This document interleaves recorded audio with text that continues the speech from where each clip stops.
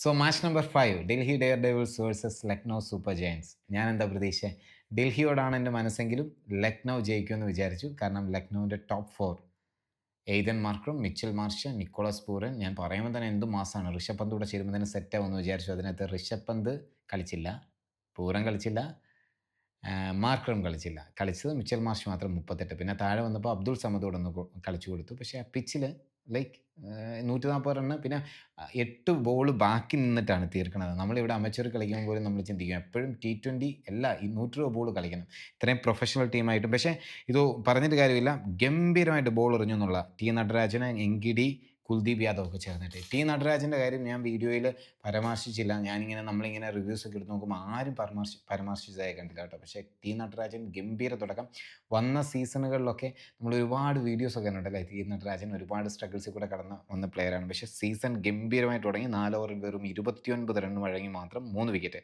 കുൽദീപ് യാദവ് നമ്മൾ രാവിലെ പറഞ്ഞ പോലെ ഗംഭീരമായിട്ട് എറിഞ്ഞു. Ngidi always class. ബാക്കി എറിഞ്ഞവരാണെങ്കിലും മുകേഷ് കുമാർ ഒക്കെ ആണെന്നുണ്ടെങ്കിലും, മുകേഷ് കുമാറും അക്ഷർ പട്ടേൽ ക്യാപ്റ്റനൊക്കെ ആണെങ്കിലും ഗംഭീരമായിട്ട് ഇക്കോണമിയിൽ എറിഞ്ഞു കേട്ടോ, അടിപൊളിയായിട്ട് എറിഞ്ഞു കൊടുത്തു.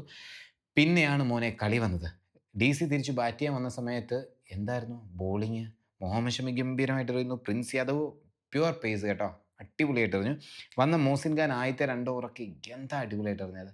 സോ ഡൽഹി ബാറ്റിംഗ് തുടങ്ങിയപ്പോഴത്തേന് 26 റണ്ണിന് 4 വിക്കറ്റ് പോയപ്പോൾ ഞാൻ ഡൽഹി തോക്കുമെന്നാണ് വിചാരിച്ചത്. കാരണം ആ സമയത്ത് സമീർ റിസ്വിനെ കുറിച്ച് പറയുമ്പോൾ, സമീർ റിസ്വി ആക്ച്വലി കഴിഞ്ഞതിന് മുമ്പത്തെ വർഷം ചെന്നൈ 8.5 കോടിക്ക് വാങ്ങിച്ചെടുത്തിട്ട് ലൈക്ക് ആ ഫസ്റ്റ് കളി തന്നെ റാഷിദ് ഖാനെ 6 അടിച്ച് തുടങ്ങിയ മുതലാണ്. പക്ഷേ അത്രയും ലെഗസി വന്ന പ്ലെയറാണ്. ഞാൻ മുമ്പത്തെ റീലിൽ പറഞ്ഞിരുന്നു, സുരേഷ് റെയ്ന, റൈറ്റ് ഹാൻഡർ സുരേഷ് റെയ്ന എന്ന് പറഞ്ഞിട്ടാണ് പുള്ളി അഭിസംബോധന ചെയ്തുകൊണ്ടിരുന്നത്. ഉത്തർപ്രദേശ് രഞ്ജി ട്രോഫിയിൽ 16 വയസ്സിൽ കളിച്ച പ്ലെയർ. അവിടുത്തെ ഉത്തർപ്രദേശിലെ T20 ലീഗിൽ പോയിട്ട് 45 47 പന്തിൽ സെഞ്ചുറി അടിച്ച പ്ലെയർ. ആ സീസണിൽ ഏറ്റവും മികച്ച റണ്ണ് നേടിയ ആളൊക്കെയാണ്. അത്ര ഗംഭീരമായ ഒരു പാരമ്പര്യമുള്ള സമീർ റിസ്വി വരുമ്പോഴത്തേക്ക് സമീർ റിസ്വിൻ സ്റ്റെപ്സ് എന്നിട്ട് ഗംഭീരമായി കളിച്ചു. ശരിക്കും സമീർ റിസ്വി തുടക്കത്തിൽ നന്നായിട്ട് സ്ട്രഗിൾ ചെയ്തു. അതുപോലുള്ള ബോളിങ്ങിലായിരുന്നു. തുടക്കത്തിൽ തന്നെ ഷമി എറിഞ്ഞു തീർത്തു. പ്രിൻസ് യാദവും മോസിൻ ഖാനോട് വന്നപ്പോൾ അടിപൊളിയായിട്ട് നോർച്ചയ്ക്കൊന്ന് ഒരു 10-30 റണ്ണ് 4 ഓവറിൽ കൊടുത്തു. നോർച്ചയും കൂടെ അവിടെ എറിഞ്ഞ് നല്ല 2 ഓവർ വന്നിരുന്ന കളി മാറിയേനെ. ഗംഭീര തുടക്കം അല്ലേ. റിസ്വി 47 പന്തിൽ 70, സ്റ്റെപ്സ് 32 പന്തിൽ 39. നമുക്ക് ഇത്തവണ വന്ന IPL മാച്ചിൽ 5 മാച്ചിൽ ഈ മാച്ച് മാത്രമാണ് ബോളിങ്ങിന് നല്ല സപ്പോർട്ട് വന്ന സൈഡെന്ന് എനിക്ക് തോന്നുന്നു. പിന്നെ ചെന്നൈ ബാറ്റ് ചെയ്ത സമയത്ത് ആ തുടക്കത്തിലും ബോളിങ്ങിന് നല്ല സപ്പോർട്ട് ഉണ്ടായിരുന്നു. ശരിക്കും T20യിൽ നമ്മൾ എപ്പോഴും ശ്രദ്ധിക്കും, ബാറ്റിങ്ങിന് അനുകൂലമായ ഫ്ലാറ്റ് പിച്ചുകൾ ഒരുക്കുമ്പോൾ ഇങ്ങനെയുള്ള കളികളിലൂടെ വന്നു കഴിഞ്ഞാലാണ് ഈ ഇത്രയും എഫേർട്ട് എടുത്ത് എറിയുന്ന ബോളേഴ്സിന് കുറച്ച് സപ്പോർട്ട് വേണ്ടായത്. സോ 5ാമത്തെ മാച്ചിൽ അങ്ങനെ ഡൽഹി വിജയിച്ചു തുടങ്ങുന്നു. ഫസ്റ്റ് മാച്ചിൽ RCB ജയിച്ചു, സെക്കൻഡ് മാച്ചിൽ മുംബൈ ജയിച്ചു, തേർഡ് മാച്ചിൽ ചെന്നൈ തോറ്റു എന്ന് പറയണം, RR ജയിച്ചു. അപ്പം ഇന്നത്തെ മാച്ചിലൂടെ ഡൽഹി ജയിക്കുമ്പോഴത്തേനും നമുക്ക് ആ തുടക്കം വിചാരിച്ച പോലെ തന്നെ വന്നു. ഞാൻ ലക്നൗവിനെ സപ്പോർട്ട് ചെയ്യാമെന്ന് വെച്ച് കഴിഞ്ഞാൽ ലക്നൗവിൽ ആ 4 പേരിൽ ആരെങ്കിലും നന്നായിട്ട് കളിക്കുമെന്ന് വിചാരിച്ചുകൊണ്ടാണ്. പക്ഷേ 3 പേരും കളിച്ചില്ല. മിച്ചൽ മാർഷിന് തുടക്കം ഗംഭീരമായിട്ട് യൂസ് ചെയ്യാനും പറ്റിയില്ല. ഇപ്പുറത്താണേലും ഡൽഹിയിൽ അതിപ്പം നിങ്ങളങ്ങനെ ചിന്തിച്ച് നോക്കിക്കഴിഞ്ഞാൽ അവർ 4 പേര് കളിക്കാഞ്ഞിട്ടും താഴെ അബ്ദുൾ സമദ് മാത്രമേ കളിച്ചുള്ളൂ. അവിടെ ആയുഷ് പദ്ധതിയുടെ ഒന്നും വലിയ ഇത് കിട്ടിയില്ല. അതേ സമയത്ത് ഇവിടെ വന്നപ്പം ഇമ്പാക്ട് സബായിട്ട് വന്ന റിസ്വി ഒരു ഗംഭീരമായി കളിച്ചു. സ്റ്റെപ്സും ഉത്തരവാദിത്തത്തോടെ കൂടെ നിന്ന് കളിച്ചു. നല്ല സ്ട്രൈക്ക് റൊട്ടേറ്റിംഗ് ഒക്കെ ആയിട്ട് ഗംഭീരമായിട്ട് കളി ഫിനിഷ് ചെയ്തു. കാരണം ഇങ്ങനെയുള്ള ബോളിംഗ് പിച്ചുകളിൽ ഇങ്ങനെയുള്ള ഇന്നിങ്സുകൾ വരിക എന്ന് പറഞ്ഞാൽ, കാരണം റിസ്വി ആ തുടക്കത്തിൽ സ്ട്രഗിൾ ചെയ്തിട്ട് പിന്നെ ആ ഇന്നിങ്സ് ഒന്ന് മെച്യൂർഡായിട്ട് ഡീൽ ചെയ്തില്ലേ.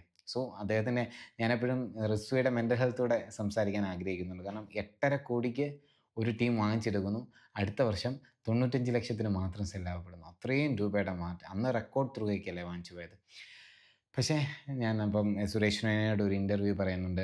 സുരേഷ് റെയ്ന 8ാം വയസ്സിൽ ഒരു നല്ല ഫീൽഡിംഗ് പെർഫോമൻസിന് ഒരു കൊച്ചുകുട്ടിക്ക് ഒരു ഗ്ലാസ് ഗിഫ്റ്റ് ചെയ്തിട്ടുണ്ട് സുരേഷ് റെയ്ന. അതായിരുന്നു ഈ സമീർ റിസ്വി എന്ന് പറഞ്ഞ വണ്ടർ കിഡ്. മുന്നോട്ടുള്ള മാച്ചുകളിൽ നന്നായിട്ട് കളിക്കട്ടെ.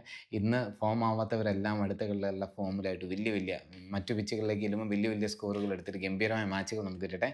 As A bowler always, as A amateur bowler always ഞാൻ നല്ല ബോളിങ്ങും കാണാൻ ഭയങ്കരമായിട്ട് ഇഷ്ടപ്പെടാറുണ്ട്. കാരണം മോസ്റ്റ്ലി ഈ പറയുന്ന ബാറ്റിംഗ് നിര ബോളേഴ്സിനെ അടിച്ച് തകർക്കുകയാണല്ലോ ചെയ്യുന്നത്. നമ്മൾ എറണാകുളത്തൊക്കെ പോയി കളിക്കുമ്പോൾ അമച്ചർ സർക്കിളിൽ മിക്കപ്പോഴും നമ്മൾ ബോൾ എറിയുന്ന സമയത്ത് നമ്മൾ 4 ഓവറിലൊരു 40-45 നമുക്ക് മാക്സിമം എത്ര പിടിച്ച് കഴിഞ്ഞാലും കൊടുക്കാൻ പറ്റുന്നത്. കാരണം എപ്പോഴെങ്കിലും ഒരു ലൂസ് ബോൾ നല്ലതേ, കാരണം ഫ്ലാറ്റ് പിച്ചുകളായിരിക്കും മോസ്റ്റ്ലി ഇവിടെയൊക്കെ ഉള്ളത്. സോ അതുപോലെയാണ് പലപ്പോഴും IPL പിച്ചുകൾ എനിക്ക് തോന്നാറുള്ളത്. സോ ഇന്നത്തെ മാച്ച് എങ്ങനെ കഴിഞ്ഞു, നാളെ വീണ്ടും കാണാം. ബൈ.